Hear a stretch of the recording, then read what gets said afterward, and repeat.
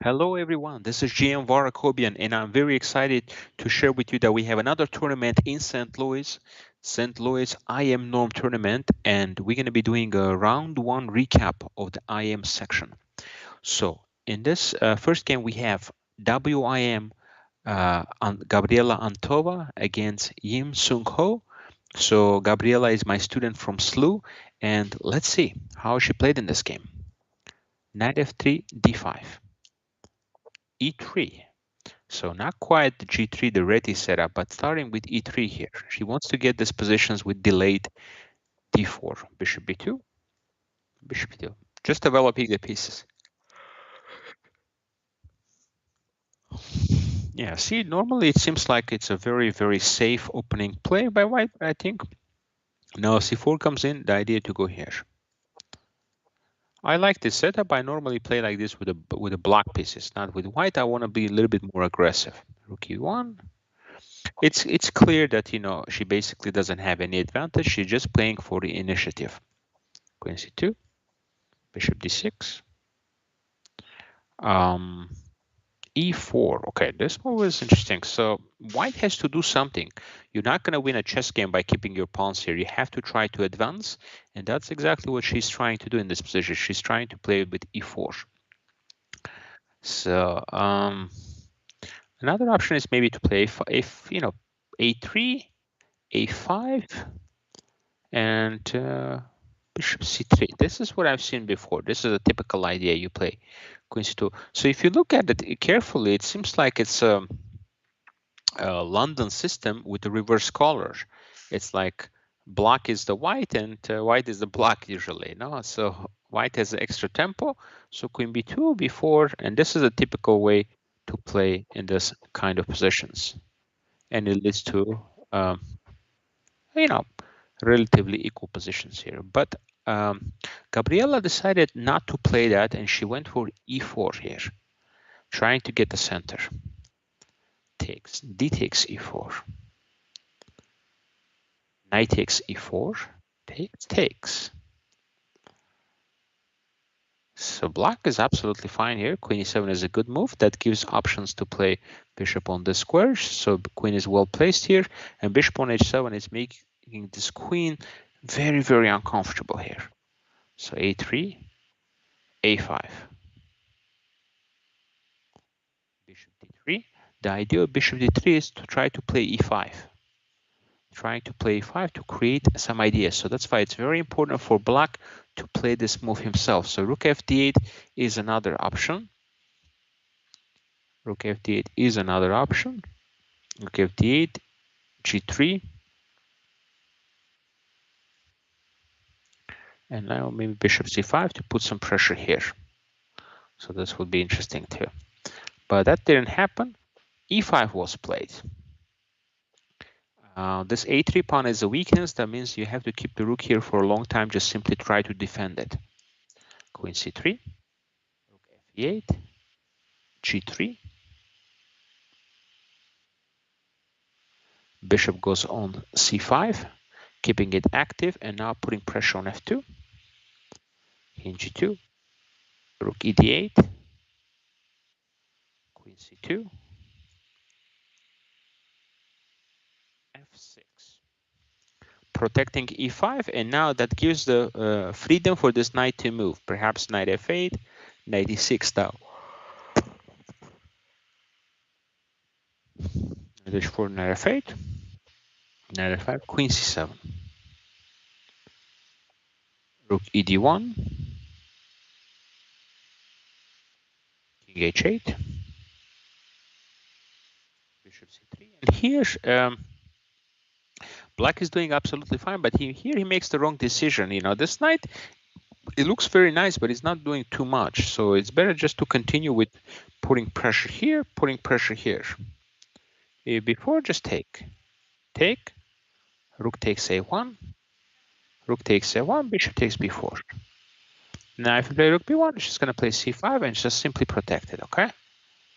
You can't do anything, takes, pawn takes back. And now you have knight e6, and putting pressure here and some knight e4. So it's a very nice position for black. It's very important not to take on f5 here. Once you take on f5, you're just going to be worse here because two reasons. First, you just give up the bishop. So opponent is going to have two pair of the bishops and plus the light squares. See, right now you don't feel it maybe, but these light squares are going to be very, very weak later on in the game. Queen e7, bishop b2. And this knight is very passive. This knight was only 6, at least you play knight e4. I can understand that decision, but with the knight on f8, it's just passive. Bishop e2, bishop c3, rook a8, queen d2. And idea now to attack the pawn. I really like this move, queen d2, because what it does here is if you take on a3, now it's saying, you know what, the queen is overworked, so you can play even this, and take. There is a stronger move, however, okay, this is winning, or good winning chances. However, there is another move here, b4. This way, just simply shutting down the bishop. If you take, just take. If you take back, a8 is hanging, and if you take back with the bishop, same thing, takes. You have a problem on a8. Pawn takes. We still play bishop takes. Check. And actually, a very strong move, bishop h5, and going in with the bishop g6, checkmate. Okay, so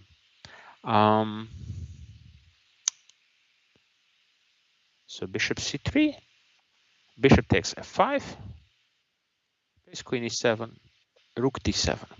Now we go bishop e2, rook a8, bishop c3, rook a8, now b6 played, rook d1. And look at this. This is a lot of pressure here. Your light scores are really, really weak, and now rook is coming to d1, putting pressure on the knight. So yeah, this looks like a clear advantage now. And b4 takes. Now you can't go back to d6 because you will just simply lose. So you have to give up a pawn. Bishop d4. Bishop takes d4. Takes. And now it's a very important move here. He perhaps thought, okay, he cannot take here because I'm just going to pick up the bishop. But there is a very strong move here. You know, rook e1, bishop h5, super strong because now you're threatening to take the pawn and you're threatening rook e1 and rook e8. So if you play queen e4, bishop f3, take queen d4, and white has a very, very nice advantage. You have bishop g4 coming up, just taking on d7. Okay, but yeah, this would be very strong. That's one idea, and if you try to defend the pawn, for example, with this move, then you can play the move rook e1, putting pressure on the queen. And if you go back to e8, just simply goes here, winning the queen. If you go knight e5, you simply have the move f4, and it's going to be pressure here. So yeah, it's a very strong idea, this move. So rook e1, it's not the best.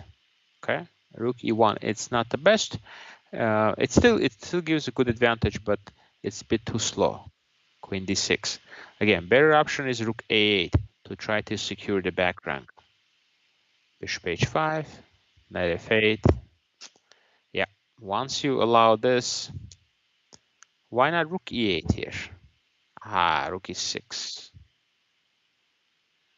You go here or you go here, just gonna lose the pawn. So play knight f8, rook e8, rook d7. Wow. Yeah, 1 minute for both players, but Antova just calculated it a little bit better here. G5 was the main idea here to try, but it's just very scary move to play because of Passan and King G7. But again, this is very scary to play like this. But yeah, this is just basically an overworked piece. You cannot take the queen, because if you take the queen, you're gonna bet simply checkmated. Okay. So queen d4 played, king g8, Queen takes b6. Now two extra pawns in this position. Now he plays rook e7, c5. I like this move because it's just creating pressure now on the queen. Queen d7 takes, and Gabriela picked up another pawn. Very important pawn, by the way, because if you take immediately, takes, you're actually gonna be, you're still winning, of course, but you only have one pawn. But the way she did it was very nice because queen d5 check falls into bishop f3 idea. So has to go here and winning position. All right, that was the game. Very clean game by my student Gabriela. So she's on a great start here, winning her first game here. She needs 6.5 points out of 9. So after this win, she will need now 5.5 out of remaining 8 games. So very interesting game. So next game is very short game. I just want to talk about a little bit. These are two international masters playing each other. They made a quick draw, and first round of the tournament. Again, these players are not seeking a norm; they're the norm providers, and but again, it's a short draw. But let me show you how things could have gone differently. So if knight f3 takes, this is how the game could possibly go. Okay, bishop g4, bishop e2, knight f6, and then here we see like oftentimes we see a move like knight fd2. The reason you play knight fd2 because if capture occurs, you take back with the king, and then you basically want to get this set up. f3, and you put a pawn on a4, rook on d1, you go knight c4. This is the setup you're looking for, and this is a very good pawn structure against the knight because the knight is essentially neutralized in this position, cannot go anywhere. So this is how the game could develop. Like in this particular position, this is a pleasant endgame for white. Okay. So, but again, sometimes, yeah, when the players have, the IMs, they're not really trying to get a norm, so they're more like other people trying to beat them. So that's why we see sometimes a short draw in the first round. Players just arrived trying to settle in. All right, the next game I have for you guys. So this was a short draw, and this is how the game could have possibly gone on. The next game I have is a game between FIDE Master and a good friend of mine, Doug Eckert, playing with the white piece against my student, I am Stavrula Solakidou. So it's a big difference between the rating. As you can see, 2165 for white, 2400 for black in this game. So let's take a look.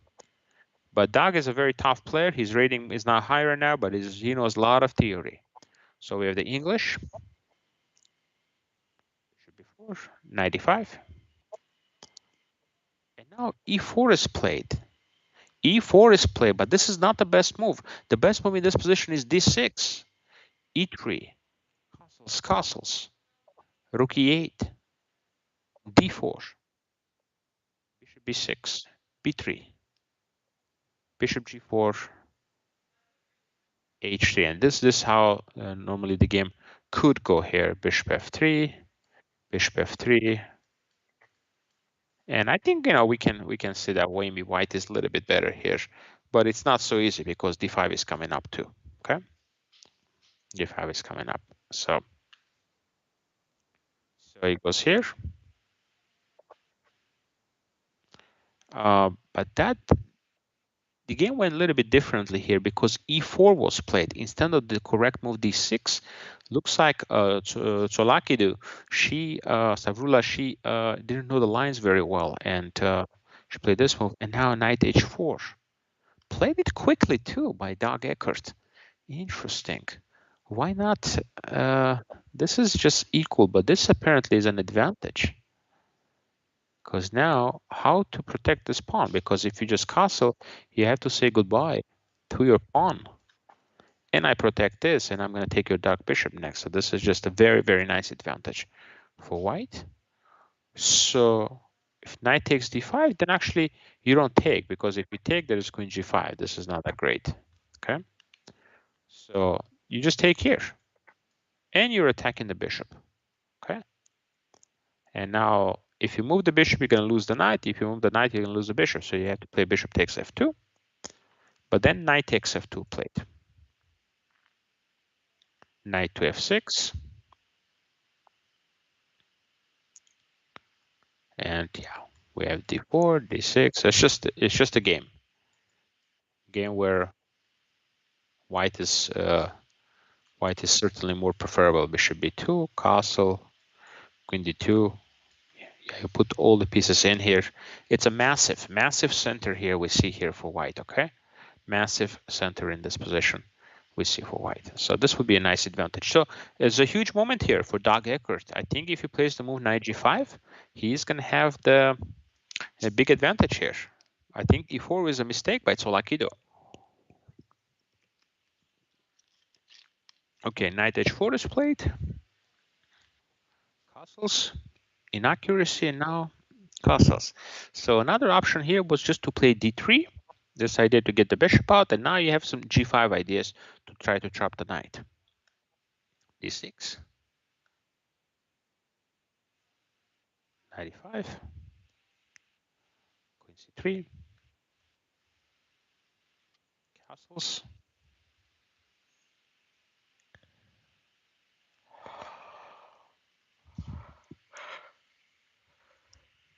Here's a playable position here. So rook e8, knight f3, trading the knights, rook d1. The idea to play b4 and put the bishop on b2. Yeah, this would have been the best option. But I played castle, bishop e7, rook e8, d3, takes. Yeah, d3 is it's basically it doesn't want to play this move. Want to play like this. Yeah, it thinks this e4 pawn is weak, so we should leave it there. d6. Ah, look at this. This is the idea, and just wants to rip open the f file here. And if he takes knight f3 and just bishop is just quite passive here on c5.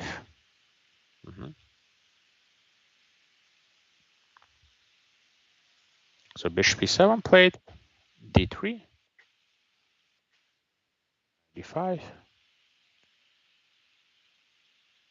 bishop e4. Now this f4 is going to give white some advantage. Yeah.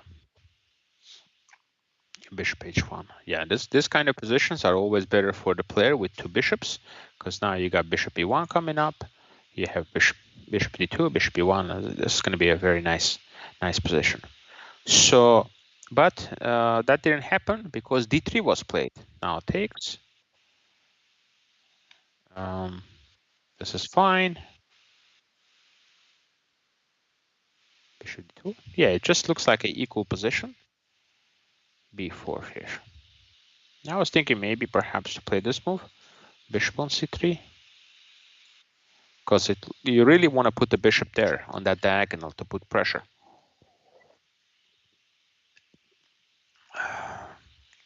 a5, knight f3, knight takes f3, pawn takes f3, attacking the bishop. Bishop goes on d7, queen d2. Now maybe f4, and this could be some pressure here. It's probably not huge, but it just could be some nice pressure here for white after f4.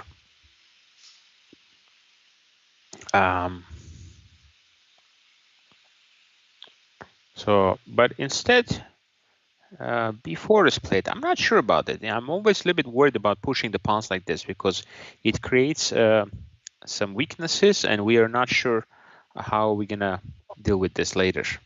If it's, you always have this problem of overextending. Yeah, see, I don't know about playing before and then rook a1. I'm not sure because now that allows a5. At least I kind of want to follow it up with this. If I'm doing, well, the pawn is hanging. Sorry. Let's go here.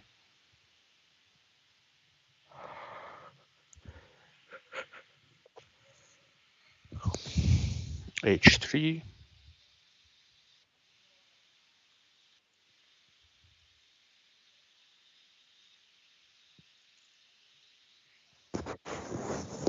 Take.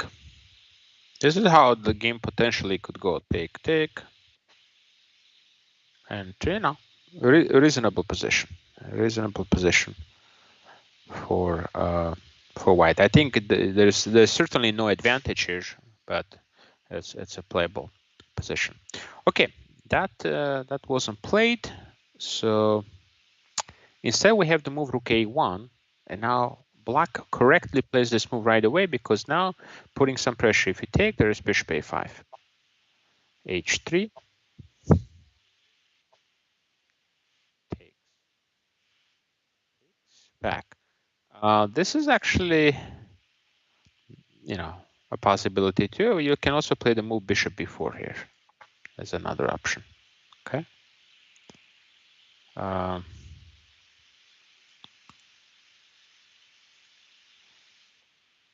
King h2, because now rook g3 is threatened. Bishop a4.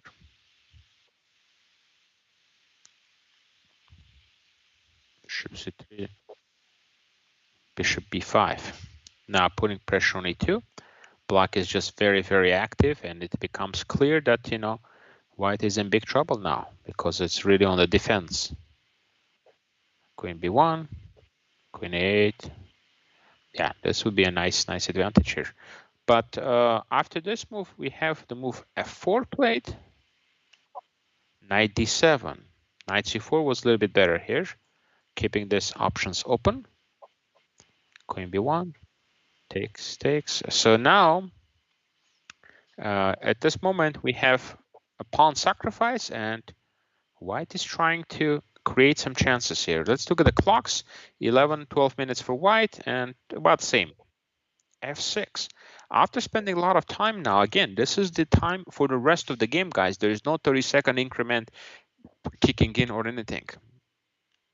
Rook takes e2, rook e1, queen e8, rook e2, and now the queen is too active. It needs to be neutralized, so we get to this endgame where white is down a pawn, but the problem is this d5 pawn is also weak.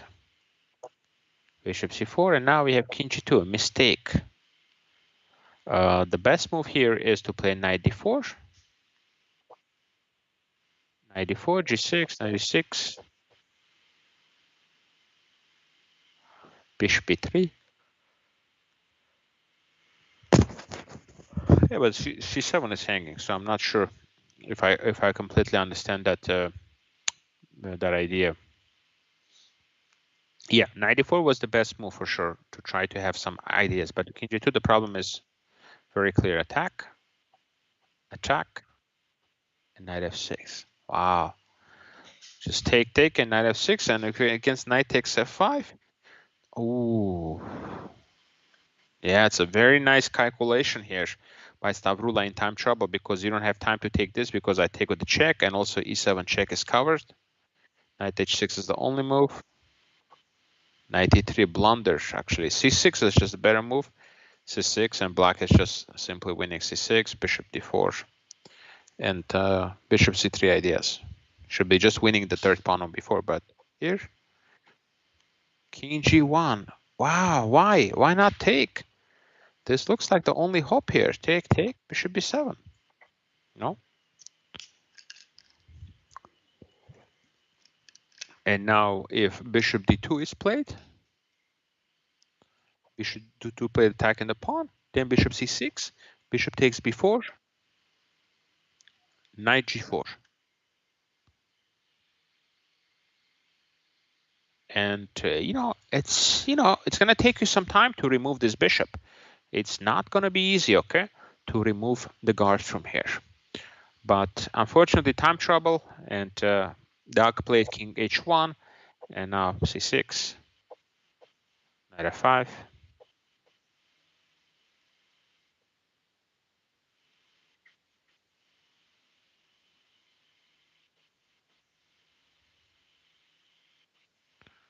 h4, d5. Yeah, just two bishops, and yeah, he just resigned, because what's going to happen is after knight h3, the third pawn is going to fall here. So That's a very nice win at the end, for Stavroula. She made some inaccuracies in the opening, but Doug was unable to capitalize on it, and she ended up just, getting the better of it at the end and converting. And now the next game we have here, the fourth game is between my current student, Talia Cervantes from SLU, WGM, against FM, Varun Krishnan, and I worked with Varun years ago. I worked with him as well, so it was both students playing. Let's take a look. Varun is white, e4, c5.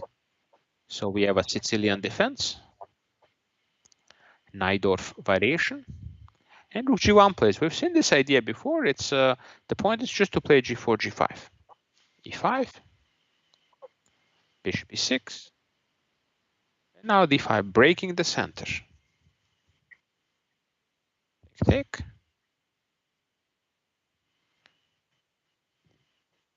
Bishop e3. So yeah, this endgame has been played before. So white is just trying to claim a little bit of advantage because of the queen side majority. And now the idea is to go long castle, obviously. Rook d6, g5. And now getting ready, trying to engage this bishop in with bishop h3. Bishop e7, h6. It looks like a relatively equal position here. I mean, you have your own trumps. So here, I really like this move, king c7, because I want to make sure I cover the b6 square so the bishop cannot come in. Okay, so king c7, knight c5, then you go bishop g4. So it's, I know I play bishop g4 right away, but could also play king c7, back bishop b6, knight c5. It's time to take this guy. Knight d4, king c7 first. King c7 first, just to make sure you're controlling. When you don't have the bishop, it doesn't mean you have to completely, give up the dark squares. You can still fight for them by playing something like king c7. This way you have things under control. Rook e1. Okay, h2. Knight b3. I don't know about knight b3. I think I'd rather just do this. This. Okay, than having the pawns like that doubled. Bishop b6. So we reached the following position here. This game was extremely long, guys. So it was, I think, 80 some moves. Let's see here. Yeah, 82 moves. Okay. So obviously here you're going to see a lot of back and forth play here. Again, I'm not sure if G6 is necessary, but again, to avoid that, objectively, this position should be holdable, okay? So they went a lot of, like I say, back and forth in this position. If we take the rooks off the board, there is absolutely nothing to play for, okay? If the rooks come off the board, it's just going to be a draw immediately. So with the rooks on, it's more difficult. So I will kind of like to go towards the end of the game. So let's look at the last game because, somehow white manages to sacrifice. We can just go quickly here to the moment where white started to make, let's say, some progress. So first of all, king comes to b4. This is a good plan because you want to get into b6. Okay. So again, so far, no progress has been made. It looks like Talia is just confidently holding this position to a draw. Okay, eventually now there's some bishop e5 ideas are coming up. Yeah, and the mistake was right here. Yeah, basically allowing rook. This is, so you have to play king c8 with the idea to play a5. So king c8.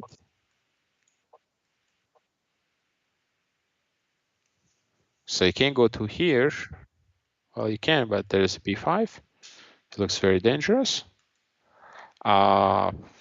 If you go up, there's rook takes b3, and if you go here, check b5. Sorry. Yeah, actually, sorry, in that position, you just play just b5 instead, and with rook b5 ideas. So yeah, this would have been some good chances here, but instead, the bishop g3 is played. Amazingly, returning the favor after rook d6, I think it's very good winning chances. and you have bishop d4 ideas. So a lot of, again, a lot of back and forth. And let's see here what happened. How did, oh, yeah. Yeah, b5 was played, and now it becomes trickier now. White has a pass pawn, and you can't take this. This is an important moment. So that's why we have rook h3, bishop g3, and now rook h8, rook d6, activating the rook and getting ready to take on e6. Now I think it's just lost. Takes, takes, and importantly, getting the g6 pawn, because that's the pass pawn you want to have. That was basically the winning idea. Rook e6, nicely done by Varun. Now ready to play g6, g7. So this check is absolutely forced.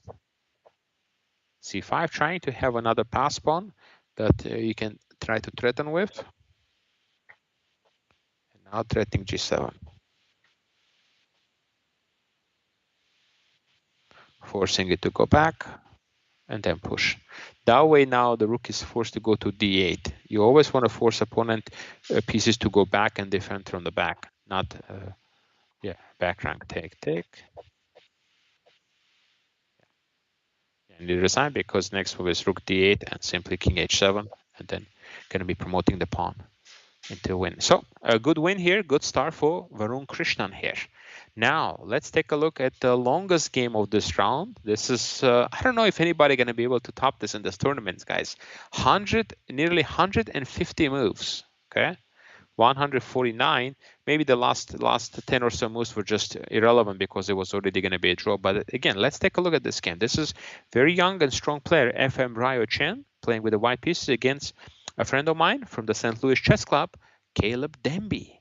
Let's take a look here. Ryo started very strong. And I don't know what the exact theory is, if you can play bishop h5, but maybe it's a consideration to do that too.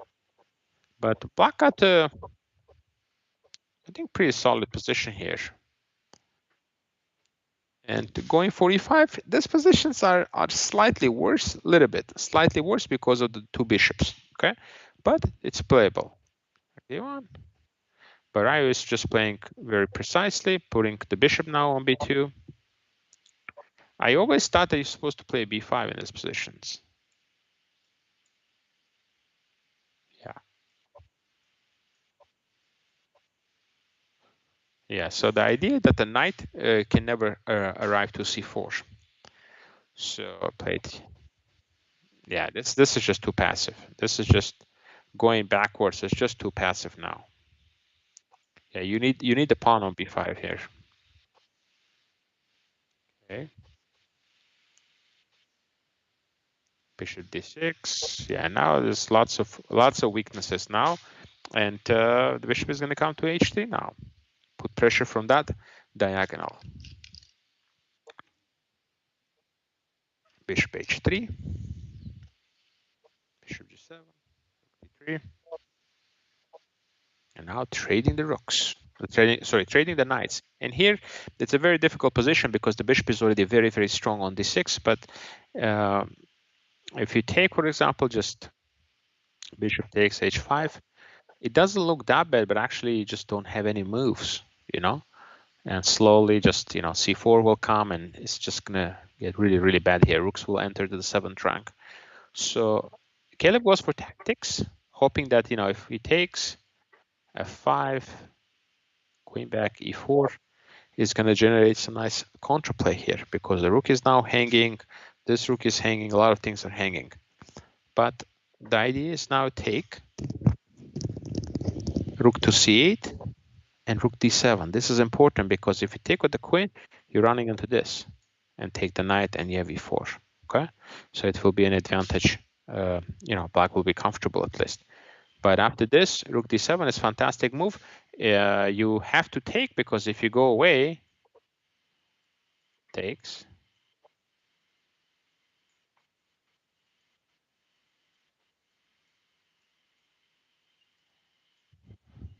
Yeah, and the black king is getting mated. So that's why you can do that. So after rook d7, the only idea is to take. Knight h6, bishop d7, knight c3. So a little bit of compensation, but again, should be winning here. Queen d3 played, maybe not the best. Queen f3 might be a little bit better to put pressure here. e3, c5.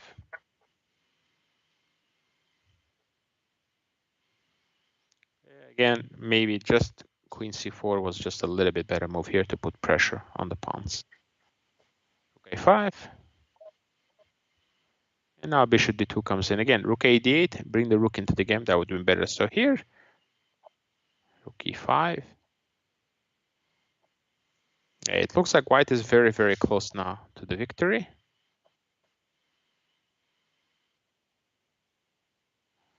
Yeah, h5 would have been good here. Queen, rook e7, king g2, bishop h6, queen c5, and h5. Continue with the plan. Here goes bishop here. See, actually, this gives the rook to the c8 square. I would have liked to see this actually happening here, putting a little bit more pressure. Queen b6, rook f7. Yeah, well played. It looked like for sure Ryo Chen is going to win this game, but somehow, guys, this game goes on for another 100 moves, and it ends with a draw.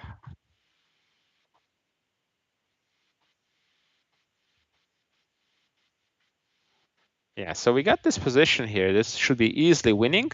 So just need to try to expand on the king side, the pawns here. h5 is a good move, at least trying to make that more difficult. And creating a pass pawn. But now black has this blockade on b6. Again, it's winning, but maybe we should have been a little bit, you know, a little bit differently here. I don't know about playing c3 here. I don't know if I like that very much. Probably okay. Yeah, maybe just c4. B4 immediately. Try to push b4, b5 quicker. So anyway, this is still winning. I want to get to the critical part. If somehow b6 goes, then it's just going to be over. Yeah. This is still fine. Yeah, right here. Basically, all you got to do here is just you need to create the h pass pawn. So this makes ton of sense. You play f5. If you take, king takes f3. Okay. So this would be the idea. But if it takes with the well, queen takes check, h5, h6. Okay. Just winning. So most likely this will happen. And you put the king on f3. Now the pawn is not going anywhere, but your pawn cannot be stopped. And you just push. Then we just continue pushing and creating a winner. Yeah, this was the key moment. And here Ryo made a blunder, h5. And after this, I think position is, it's probably a draw now. It's a fortress. Because you don't have a good way to push the rook from f6. He played like he was still winning, but he's not anymore because every time you go king e5, there's a bishop c7 or bishop f6 check. So he tried. He tried very hard for many, many moves. But again, there's just, you're not going to get to sacrifice your queen for my rook and a bishop. So yeah, after lots of back and forth, basically it was not much progress was made. So he had to give up the f pawn, otherwise of the 50 move rule. Yeah, black is just going back and forth. Yep. Now letting bishop b6. Now going back. Yeah, now once you lost the f pawn, then it's completely drawn now. And yeah, so at the end they just